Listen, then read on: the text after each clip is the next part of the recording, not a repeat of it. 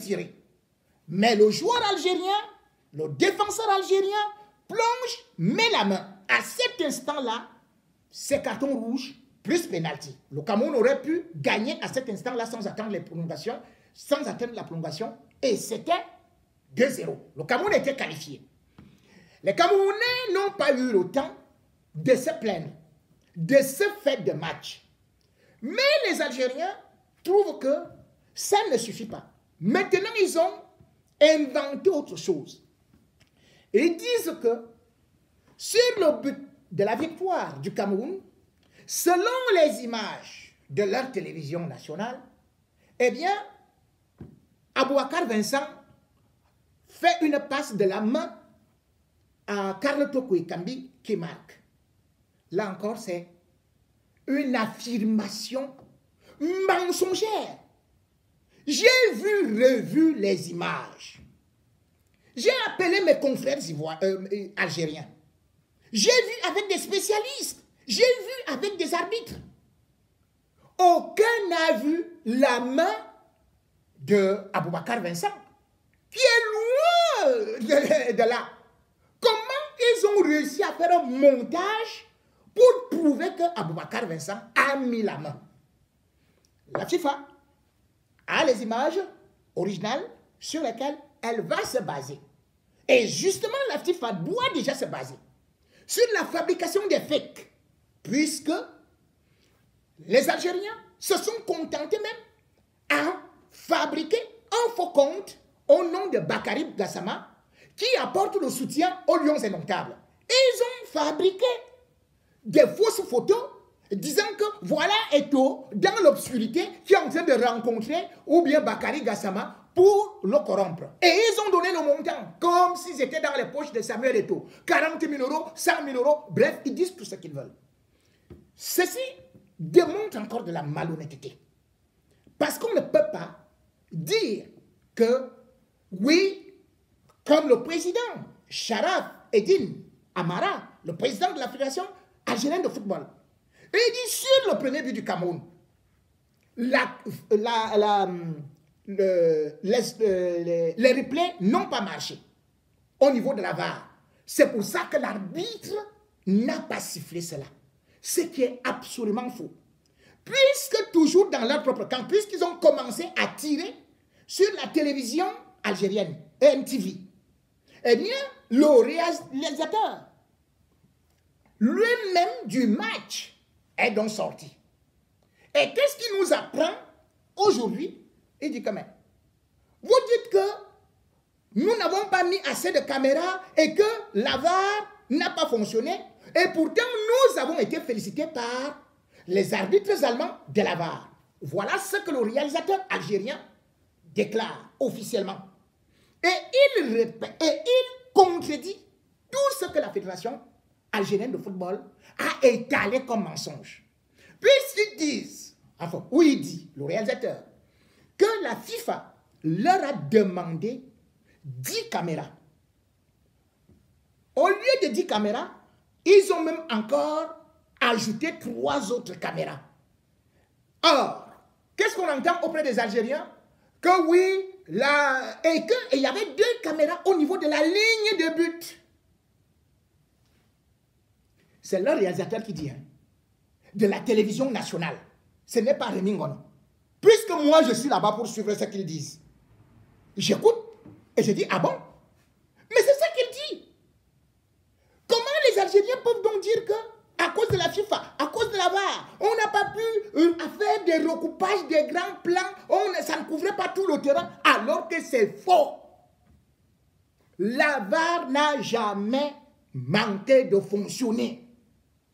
Et on ne peut pas aller tenter de corrompre un arbitre international ou bien un président de la commission d'arbitrage de la FIFA et venir dire qu'on est honnête. Le même président de la FAF, la Fédération algérienne de football, n'a-t-il pas dit en conférence de presse qu'il ne faut pas se cacher derrière l'arbitre, les soi-disant erreurs d'arbitrage? Au match aller, l'Algérie avait déjà recusé le premier arbitre qui devait être là. Ils ont écrit à la CAF. Mais décidément, un arbitre africain. Vous voulez les arbitres européens? Mais allez jouer. Là-bas, il y a l'euro, non? Jouez à l'euro, faites les éliminatoires avec l'Europe, et puis vous restez là-bas, comme d'ailleurs aussi, même Aliou Cissé. Aliou Cissé dit, oh, l'arbitrage africain n'est pas bon, et oh, vraiment, c'est le problème qui fait que notre niveau de football, mais les arbitres jouent au football. Les arbitres jouent au football. Le même Aliou Cissé, il est celui-là qui dit, oh, vraiment, je défends l'Afrique, je veux que désormais, chaque sélection ait des entraîneurs nationaux, les entraîneurs africains. Mais Cissé et Belmadi, qui ont grandi en France, ils arrivent devant la presse française, devant le journal Le Monde, ils disent non, ça ne vaut vraiment pas la peine, il faut les arbitres européens. Les arbitres européens, pour arbitrer les matchs en Afrique. Mais vous, même comme vous avez la nationalité française, vous dites qu'il faut les sélectionneurs africains sur les bancs. Mais non. Dites aussi que mieux les sélectionneurs étrangers. Vous ne pouvez pas d'un côté dire que l'arbitrage est mauvais en Afrique et que vous, les sélectionneurs africains, vous êtes bons. Il y a un problème. On ne peut pas être si égoïste. On ne peut pas faire du faux. Aujourd'hui, ce qui est dit, tout le monde l'a vu. Si c'était un Africain qui arbitrait le match, comme la France contre l'Ukraine, est-ce que Thierry Henry n'a pas fait une main?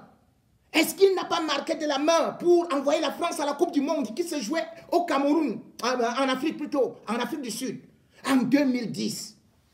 Est-ce qu'on a dit que cet arbitre était corrompu? Si c'était un arbitre africain, qu'est-ce qu'on allait entendre? N'est-ce pas qu'on a qualifié la main de Maradona comme la main de Dieu lorsqu'il élimine l'Angleterre? Qu'est-ce qu'on n'a pas vu comme erreur d'arbitrage chez les Européens? Mais quand il s'agit d'un truc, et surtout que ce M. Bakary Gassama, comme bon nombre d'Africains, excellent dans leur domaine de prédilection.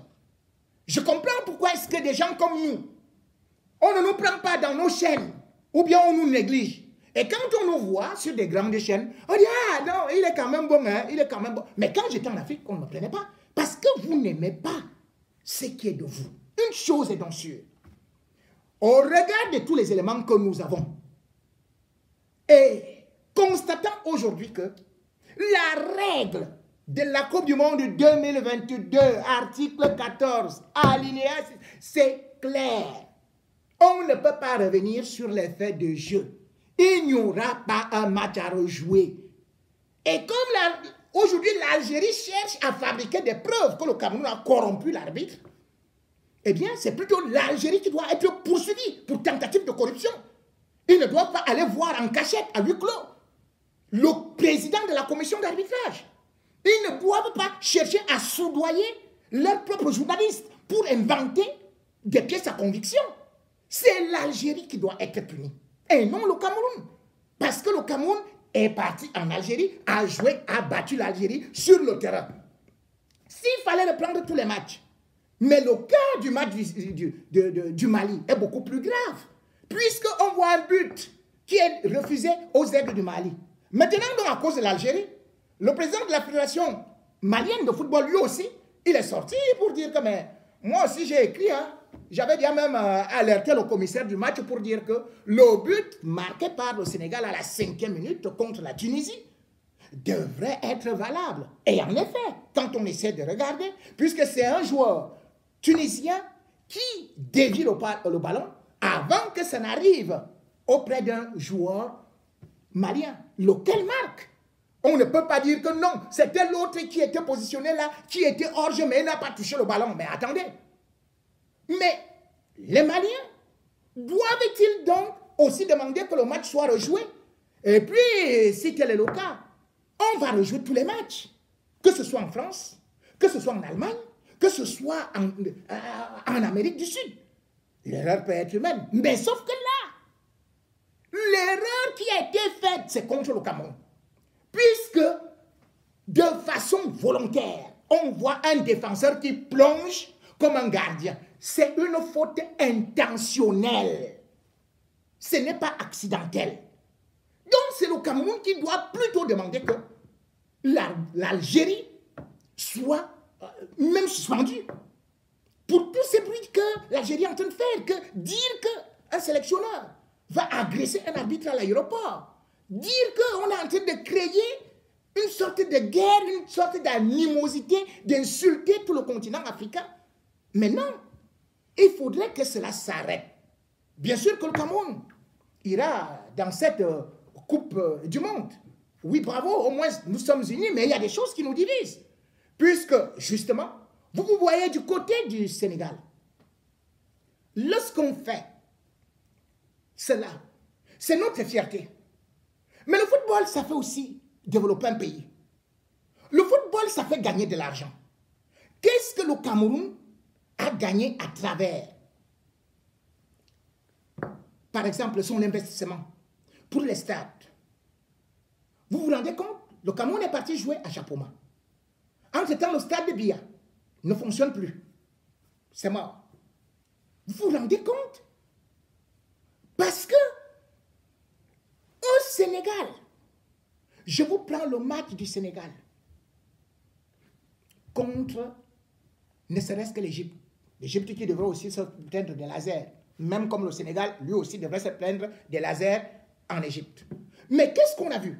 On a vu que ce match-là a produit au Sénégal un seul match. 600 millions de francs CFA de recettes. C'est une société qui gère ça. Les biens ont été vendus sur une plateforme qu'on appelle Diota. 60% des biens et 40% de façon manuelle. Vous voyez comment le stade Abdoulaye Wade construit par Macky Sall, après celui du Cameroun, donne déjà de l'argent à un pays. Quel stade rapporte un centime au Cameroun?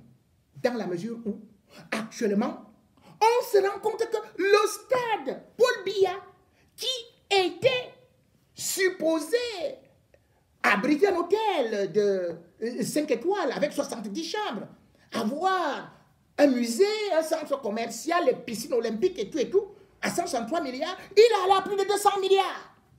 Mais, en fin de compte, ce stade-là a été abandonné.